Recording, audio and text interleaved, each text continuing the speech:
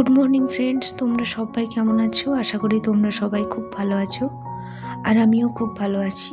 আর আজকে হলো শুক্রবার, এখন ঘড়ির কাঁটায় বাজে সকাল 7:30। এইখান থেকে আমি আমার ব্লগটা শুরু করলাম, আর তোমাদেরকে আমার এই নতুন ব্লগে ওয়েলকাম জানাচ্ছি। আই হোপ তোমাদের ব্লগটি ভালো লাগবে। এদিকে ঘুম থেকে উঠেই যত বাসন ছিল সব বাসনকে ধুতে বসে গেছি, কারণ রাত্রেবেলায় না অনেক বাসন রয়ে গেছে। আজকে ভাতের হাঁড়িটা সকালবেলায় ধুতেই হয় আমাকে, যেহেতু জল হাত যেহেতু নিতেই হয়, তাই ভাবি যে সকালবেলাতেই সব বাসন একেবারে ধুয়ে নেবো। আর রাতের বেলায় কিছু কিছু বাসন ধুয়ে নিই যেগুলো খাওয়ার হয়, কিন্তু বেশিরভাগটাই সকালের জন্য রেখে দিই। তো সেই বাসনগুলো আমি এখন পরিষ্কার করে ধুয়ে নিচ্ছি।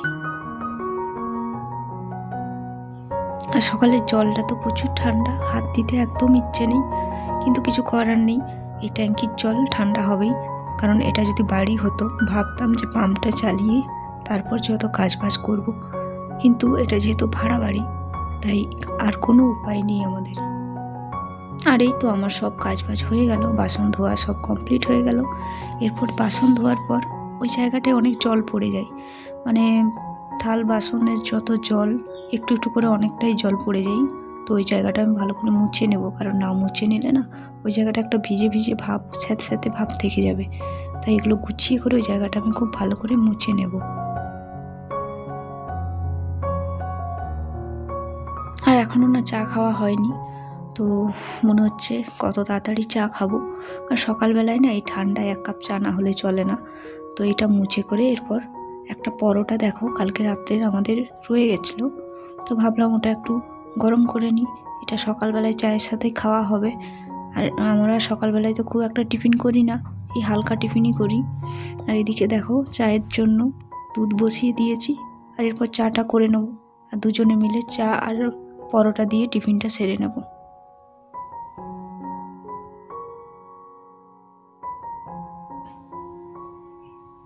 আর এদিকে দেখো আমার হাজব্যান্ড বাজারে গেছিলো, তো তাকে আমি মাছ আনতে বললাম যে বড় মাছ আনবে না, বড় মাছটা না আমার খুব একটা খেতে ভালো লাগে না। সে নিয়ে এসছে বাটা মাছ, চারাপোনা বাটা মাছগুলো, আর এগুলো নাকি একদম টাটকা ছিল সে বলল, তো ওই জন্য নিয়ে এসছে। তো ওই মাছগুলোকে এখন আমি কেটে পরিষ্কার করে নেব, আর আজকে এই মাছের ঝোল হবে। আর মাছগুলো দেখো কেটে পরিষ্কার করে নিয়ে আমি এখন ভাজতে বসে গেছি, আর এগুলো ভাজতে দিয়ে আমি বাকি কাজবাজগুলো করে নেব। আর সকালে যেহেতু স্কুল থাকে 10টার মধ্যে, তাই এক পাশে ভাত এক পাশে তরকারি, এই দুটো আমার হতেই থাকে। তোমরা তো আমার ব্লগে দেখতেই পাও। এই পর্যন্ত আমার ব্লগটা যারা দেখেছো তাদেরকে আমার অসংখ্য ধন্যবাদ। আর এই পর্যন্ত দেখার পর কারো যদি একটু ভালো লাগে তো অবশ্যই একটা লাইক দিয়ে দিও। সোনালি ব্লগস আমার ভিডিও দেখে বলেছে দারুণ লাগলো দিদিভাই, পাশে থেকো।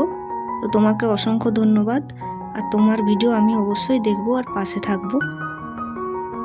বনশ্রী ভ্যারাইটি ব্লগস, দিদিভাই তুমি আমার অবশ্যই ভিডিওগুলো রেগুলার দেখো, আমি বুঝতে পারি, তার জন্য তোমাকে আমার অসংখ্য ধন্যবাদ। আর আমিও তোমার ভিডিও দেখবো এবং তোমার পাশে থাকবো।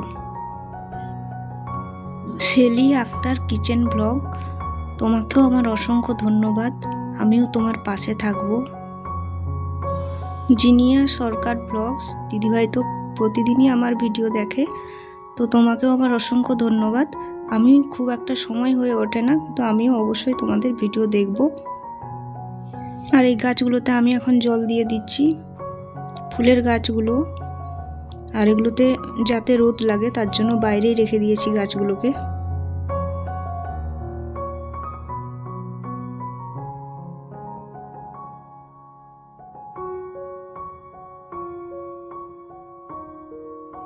এখন বাজে ঘড়ির কাঁটায় সকাল 10টা মতো, আর এখন হচ্ছে আমরা ভাত খেয়ে নেব, তার জন্য বসে পড়েছি। আর সকাল 10টায় মোটামুটি আমরা খেয়ে নিই, কারণ সে স্কুলে যাবে, আমারও খেয়ে নিতে হয় তার জন্য।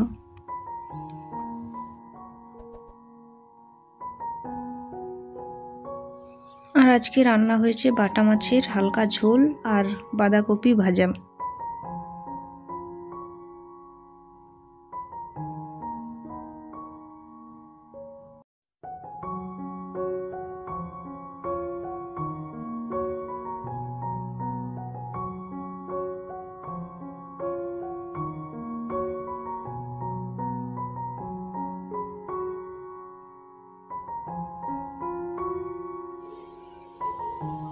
আর এদিকে ব্ল্যাঙ্কেটটা ভাঁজ করে নিচ্ছি। ভাঁজ করে নিয়ে বিছানাটা ঝেড়ে পরিষ্কার করে নেব, কারণ রান্নাবান্না করে খেয়ে দিয়ে এসে আমি এখন এই কাজটা করছি, কারণ রান্নাবান্নাটা আমাকে খুব তাড়াতাড়ি করতে হয়।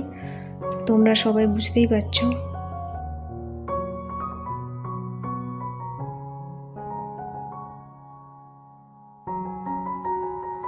শীতকালে বিছানা গোছানো খুবই কষ্টকর, কারণ ব্ল্যাঙ্কেট গোছাও, আবার অনেক চাদর পড়ে থাকে, তো তাও করতে হবে।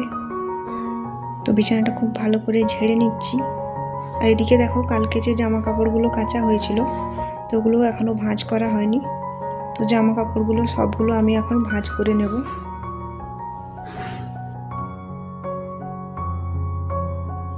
যারা নতুন বন্ধু আমার ভিডিও দেখছো, তোমাদের যদি কোথাও একটুও ভালো লাগে অবশ্যই আমার ভিডিওতে লাইক দেবে আর আমার পাশে থাকার চেষ্টা করবে।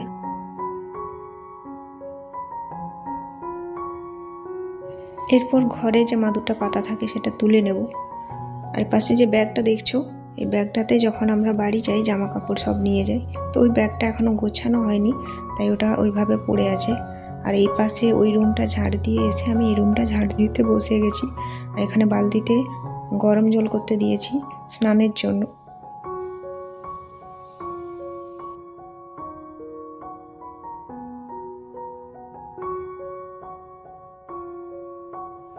এদিকে যত এঁঠো বাসন আছে, সকাল থেকে যা যা খাওয়া হয়েছে সব কিছু বাসনগুলো স্নান করার আগে আমি ধুয়ে পরিষ্কার করে নিই, তাহলে আমার বিকেলবেলাটা একটু শান্তি হয়।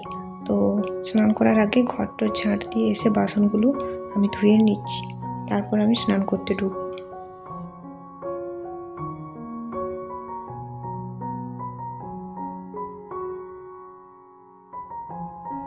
এদিকে আমি কিছুগুলো ছোলা ভিজতে দিয়ে দিচ্ছি, কারণ এই ছোলাগুলো অনেক দিন আগে আনা ছিল, তো ছোলাগুলো পড়েই আছে, তো যাতে নষ্ট না হয়ে যায় আর একটু আছে, ওই জন্য ভিজতে দিয়ে দিচ্ছি আজকে বিকেলে টিফিনের জন্য। গুড ইভিনিং ফ্রেন্ডস, বিকেলবেলায় আমি আবার তোমাদের সামনে চলে এলাম। তো বিকেলবেলায় প্রথমেই চা করে নিলাম, চা আর বিস্কুট খেয়ে নিচ্ছি। এরপর আমি ওই যে ছোলাগুলো আছে ছোলাগুলো সেদ্ধ করে নেব, কারণ বিকেলে আমরা টিফিনটা ছোলা সেদ্ধ দিয়েই করে নেব আজকে। আজকে আমি ব্লগটা তোমাদের সাথে সারাদিনের ব্লগ শেয়ার করলাম। আজকে কোনো মর্নিং রুটিন নয়, আজকে সারাদিনের যা আমার কাজ বাজ পুরোটাই তোমাদের সামনে নিয়ে এলাম।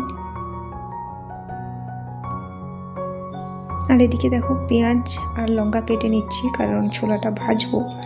ছোলা ভাজার সাথে না একটু কাঁচা লঙ্কা থাকলে খুব ভালো হয়, কারণ ছোলা সেদ্ধ আর কাঁচা লঙ্কা এই কম্বিনেশনটা আমার খুব ভালো লাগে।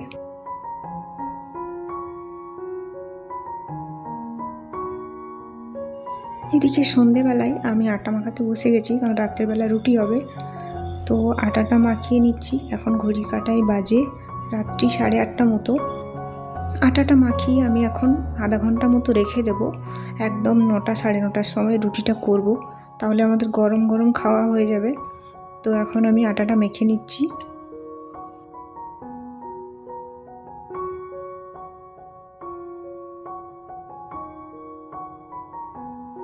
আর এদিকে আটাটা মেখে চলে এসেছি, এসে আমি এখন ছোলাটা একটু সিদ্ধ করে নেব, তাহলে 8:30টার সময় ছোলা সিদ্ধটা খেয়ে নিলে আমরা ওই 9:30 10টার দিক করে রাত্রের ডিনারটা সেরে নেব।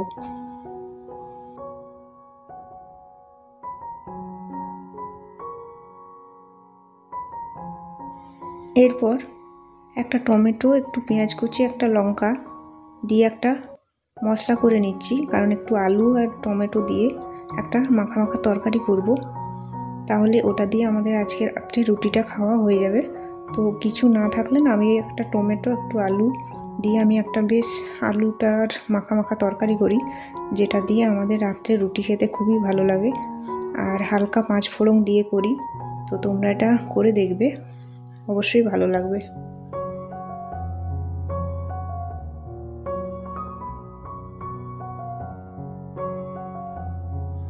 আলুটা খুব ভালো করে কষিয়ে নিয়ে তারপর আমি একটু জল দিয়ে দিলাম, আর লাস্টে আমি একটু জিরে গুঁড়ো অ্যাড করে দিলাম।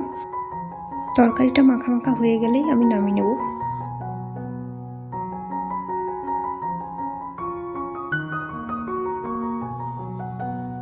আর এদিকে আমি রুটিগুলো করে নিচ্ছি।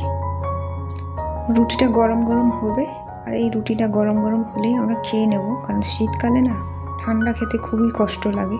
এমনিতেই জলটাও খাচ্ছি, সেটাও ঠান্ডা, তো তার জন্য গরম গরম করে গরম গরমই খেয়ে নিই।